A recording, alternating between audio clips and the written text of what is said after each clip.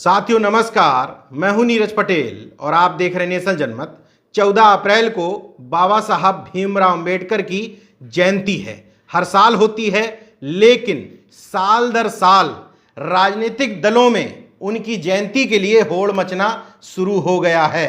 खैर, अच्छी खबर है कि समाजवादी पार्टी ने अपने बदलते हुए रूप को दिखाते हुए 14 अप्रैल 2021 के लिए घोषणा की है कि हर जिले के समाजवादी पार्टी के ऑफिस में कोई कार्यक्रम आयोजित किया जाएगा और उसमें जयंती मनाई जाएगी।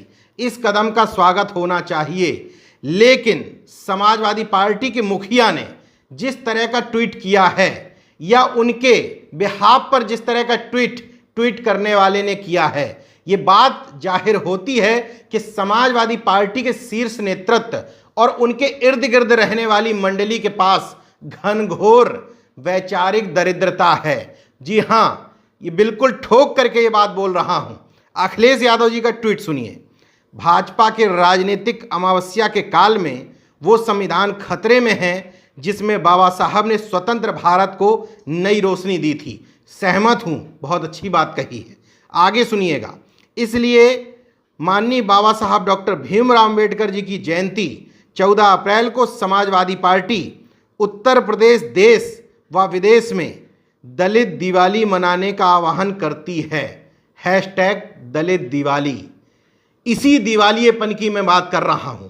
पहले तो बाबा साहब भीमराव अंबेडकर जैसे पाखंड विरोधी बौद्ध धर्म को मानने वाले शख्स के साथ आपने दिवाली शब्द जोड़ दिया। खैर, कोई बात नहीं। दलित शब्द जोड़ करके आप ये बताने की कोशिश कर रहे हैं कि बाबा साहब अंबेडकर दलितों के नेता थे। ये गलती पहली बार नहीं हुई है। इससे पहले भी सावित्रीबाई फूले, जिनको देश की महिलाओं के लिए प्रथम महिला शिक्षिका के तौर पर जाना जाता है, उन्होंने उस्मान शेख की बहन फातिमा शेख के साथ पहला विद्यालय बालिकाओं के लिए देश भर में खोला था 1848 में पुणे के भीड़बाड़ा में। उन्हीं सावित्रीबाई फूले की जयंती पर ट्वीट देखिए, दिखाई दे रहा है आपको।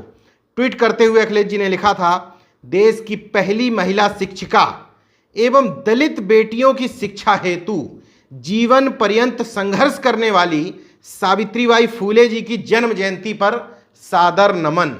मैं सख्त ऐतराज और विरोध दर्ज कराता हूं। इस तरीके से जो नायक हैं पूरे देश के, सावित्रीबाई फूले ने दलित बेटियों के लिए नहीं, अखिलेश जी खुद को और अपने ट्वीट करने वाले को करेक्ट कर दीजिए कि सावित्रीबाई फूले ने 1848 में पहला जो बालिका विद्यालय खोला और उसके बाद उन्होंने और उनके पति क्रांति ज्योति ज्योतिबा फूले ने जो 18 विद्यालय खोले, वो किसी एक जाति के लिए नहीं थे। एक जाति तो छोड़िए, जिसको हम बहुजन समाज कहते हैं, उनके लिए भी नहीं थे, बल्कि किसी भी जाति की बालिका को पढ़ाने के लिए पहला बालिका विद्यालय खोला था। तो ऐसी प्रथम महिला शिक्षिका को आप केवल दलित शब्द तक सीमित कर देते हैं।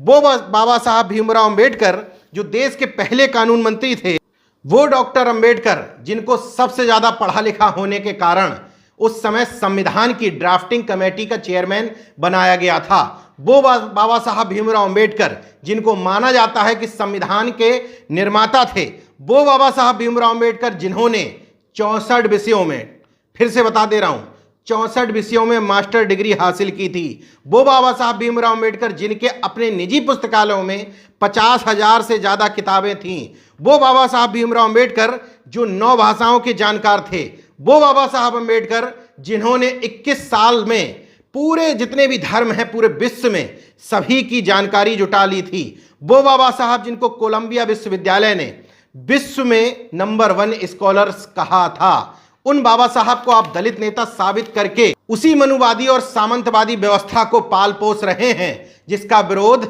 जीवन पर्यंत बाबा साहब भीमराव अंबेडकर करते रहे। आप जैसे लोगों की गलतफहमी के लिए मैं बता देता हूं कि 10 अक्टूबर 1951 को जब बाबा साहब भीमराव अंबेडकर ने केंद्रीय मंत्रिमंडल से इस्तीफा दिया था, तो उसके लिए रीजन हिंदू कोडविल तो था ही साथ उन्होंने अपने इस्तीफे में पिछड़ों के लिए अलग से आयोग गठन न करने को भी कारण बताया था। उन्होंने अपने त्याग पत्र में जो प्रमुख बातें लिखी थीं उनके अंश बता देता हूं। मैं अन्य बातों से भी सरकार से क्षुब्ध हूं। यह सरकार द्वारा पिछड़े वर्ग और अनुसूचित जाति के प्रति किए जा रहे व्यवहार से संबंधित है। मुझे काफ़ी दुख है कि संविधान में पिछड़े वर्ग के लोगों के लिए विशेष सुरक्षा नहीं है। पिछड़े वर्ग की पहचान के लिए संविधान की धारा 340 राष्ट्रपति के सिफारिश के आधार पर सरकार को पिछड़े वर्ग के लिए आयोग का गठन करना था। संविधान को लागू हुए 1 साल बीत गया, लेकिन सरकार ने पिछड़े वर्ग के लिए कोई आयोग गठन करने के बारे में अभी तक सोचा नहीं है। इसके अलावा उन्होंने अपने इस्तीफे में एक स्थान पर यह भी लिखा, यह कहा जा सकता है कि मेरा त्यागपत्र समझ से बाहर है। यदि मैं सरकार की विदेश नीति तथा अनुसूचित जाति और पिछड़े वर्ग के साथ सरकारी व्यवहार से असंतुष्ट था तो मुझे बहुत पहले यह पद छोड़ देना चाहिए था। यह आरोप सही है, परंतु मैं विभिन्न कार्यों में व्यस्त था। पहले तो संविधान निर्माण में और 26 जनवरी 1950 के बाद जनप्रतिनिधि विधेयक आदि पर ध्यान केंद्रित था। विदेशी मामलों में भी उपस्थित होने का समय बहुत कम मिला था, इसलिए अपूर्ण कार्यों को छोड़ना मुझे उचित नहीं लगा। यानी कि संविधान में जो धारा 340 का प्रावधान किया गया है वो इसलिए किया गया था उस समय क्योंकि इसी प्रावधान के तहत पिछड़े वर्गों की गणना के लिए अलग से आयोग गठित होना था। इसलिए बाबा साहब अंबेडकर जैसे विश्व स्तर के किसी नेता को आप दलित सब सीमित करके उनका अपमान कर रहे हैं। बाबा साहब ने जिन 3 लोगों को अपना गुरु माना उनमें तथागत बुद्ध, कबीर और ज्योतिबा फूले शामिल थे। छत्रपति शाहूजी महाराज और सैयाजी गायकवाड़ जो कुनबी यानी कि पिछड़े वर्ग से आते थे, इन दोनों लोगों ने उनके पढ़ने की व्यवस्था की थी और विदेश भेजा था। इसके अलावा बाबा साहब ने जो अपने जीवन भर में किताबें लिखी हैं उसमें पिछड़े और अनुसूचित वर्ग के बारे में काफ़ी कुछ सोचा और समझा है। 19 उनकी ऐसी पुस्तकें हैं जो चर्चित हैं। इसके अलावा दर्जनों पुस्तकें ऐसी हैं जो वर्तमान में उपलब्ध भी नहीं हैं। खैर, डॉक्टर अंबेडकर के बारे में मैं कितना बताऊं, शब्द कम पड़ जाएंगे। संक्षेप में आपको बता देता हूं कि बिहार के पिछड़े वर्ग के एक बड़े नेता, अखिल भारतीय पिछड़ा वर्ग के नेता त्यागमूर्ति RL चंदापुरी साहब ने 6 नवंबर 1951 को बिहार की राजधानी पटना में जब बाबा साहब को बुलाया था पिछड़े वर्ग के सम्मेलन में, उस समय इन दोनों के जो भाषण थे वो आप पढ़ लीजिएगा, मौजूद हैं इंटरनेट पर। आपको पता चल जाएगा कि बाबा साहब पिछड़े वर्ग के बारे में क्या सोचते थे। महामना रामस्वरूप वर्मा जिन्होंने अर्जक संघ की स्थापना की थी, उन्हें बाबा साहब की जयंती को प्रमुख तौर पर मनाने के लिए कहा गया है। इन तमाम सारी चीज़ों के बाद भी अगर आपको ये समझ में नहीं आता है कि आप बहुजन समाज के लोगों को खुद दलित नेता कहेंगे, जो लोग टीवी पर बैठ करके अपने आप को शान से लिखवाते हैं दलित नेता, दलित चिंतक, दलित विचारक, मैं इन शब्दों का घोर विरोध करता हूं।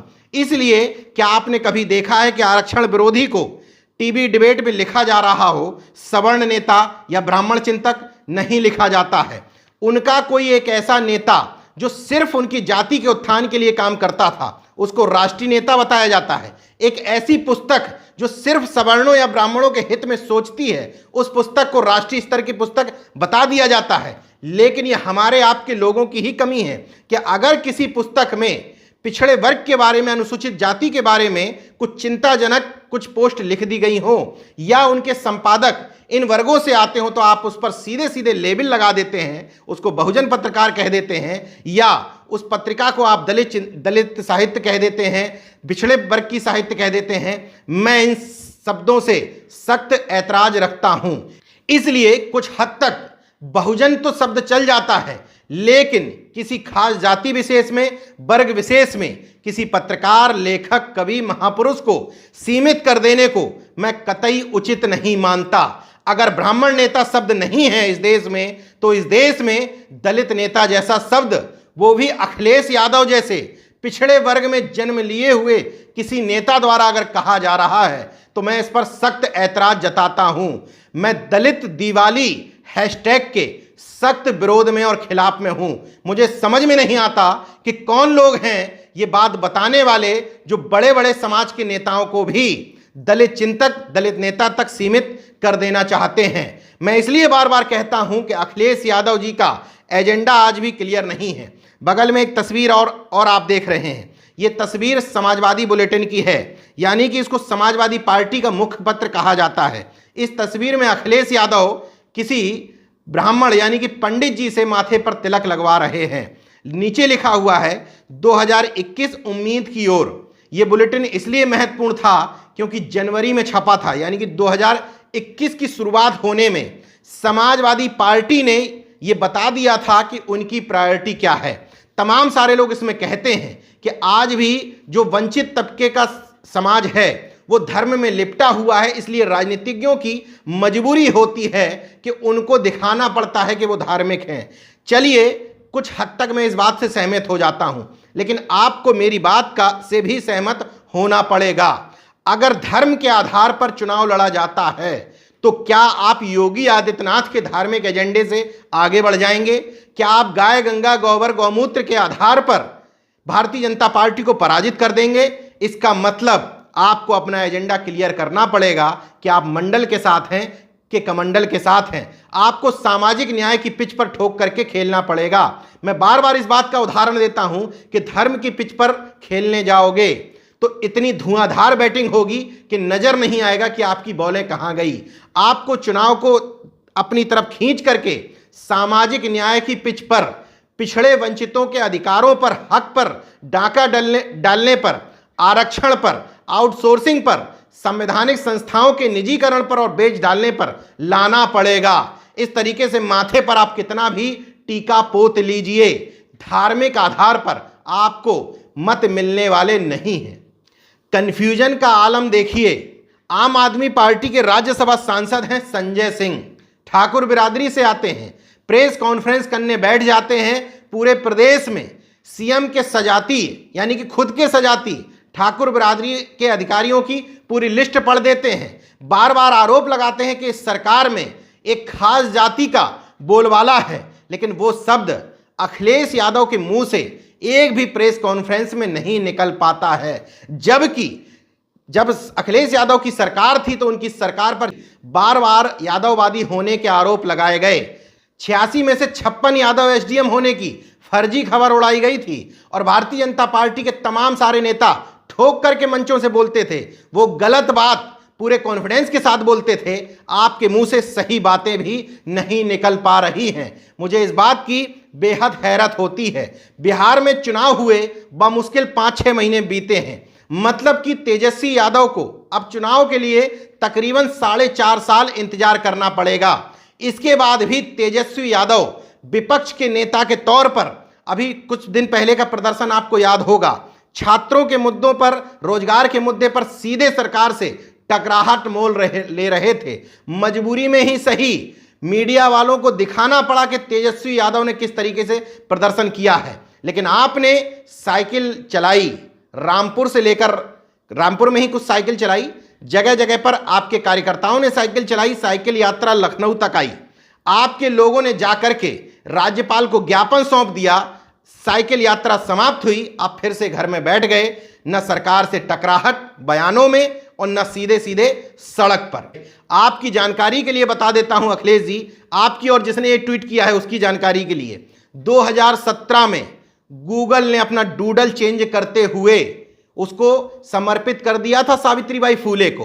वो सावित्रीबाई फूले जिनको आज विश्व में जाना जा रहा है, वो बाबा साहब भीमराव अंबेडकर विश्व भर में तमाम सारे देशों में जिनके नाम पर यूनिवर्सिटीज खोली जा रही हैं, जिनके नाम पर मूर्तियां लगवाई जा रही हैं, उस विश्व के नेता को आप दलित नेता के शब्द में सीमित मत करिए। मैं सिर्फ इतना अनुरोध आपसे करना चाहता हूं। अपने और अपने मतदाताओं का भ्रम दूर करिए। यह आपको बताना पड़ेगा कि आप किसके साथ खड़े हैं। एक बयान भर दे देने से, जबकि लोटन राम निषाद जो पिछड़ा वर्ग के उस समय अध्यक्ष हुआ करते थे, उन्होंने स्पष्ट तौर पर कहा था कि यह उनका निजी बयान है और निजी बयान किसी का भी हो सकता है। क्या समाजवादी पार्टी के संविधान में लिखा हुआ है कि अगर किसी की राम में आस्था नहीं होगी तो उसको पदाधिकारी नहीं बनाया जाएगा? आपने ये तो क्लियर कर दिया लोटन राम निषाद के ऊपर टिप्पणी करके कि राम की आस्था किसी में नहीं होगी वो समाजवादी पार्टी में पदाधिकारी नहीं बन पाएगा। लेकिन आज तक आप नहीं बता पाए कि आपके पीठ पीछे किसने बयान दे दिया था कि जब आपकी सरकार आएगी तो विष्णु मंदिर बनवाएंगे, जब आपकी सरकार आएगी तो परशुराम की बड़ी बड़ी मूर्तियां लगवाएंगे। पार्टी में कंफ्यूजन का आलम यह है कि लोटन राम निषाद जैसे कार्यकर्ताओं को बेबसी में लंबी लंबी पोस्ट लिख करके बताना पड़ रहा है कि मैं उपेक्षा का शिकार हूं, जबकि लोटन राम निषाद का सामाजिक न्याय पार्टी के लिए तुरुप का इक्का साबित हो सकता था। बहरहाल जो जैसा बोएगा वो वैसा काटेगा। आप देखते रहिए नेशन जनमत, जागरूक और सजग बने रहिए। जय विज्ञान, जय संविधान, जय लोकतंत्र। धन्यवाद। तो अगर आपने मेरा YouTube चैनल सब्सक्राइब नहीं किया तो प्लीज़ सब्सक्राइब कर लें और उस बेल आइकन पर जरूर क्लिक करें जिससे जो मेरे न्यू वीडियो है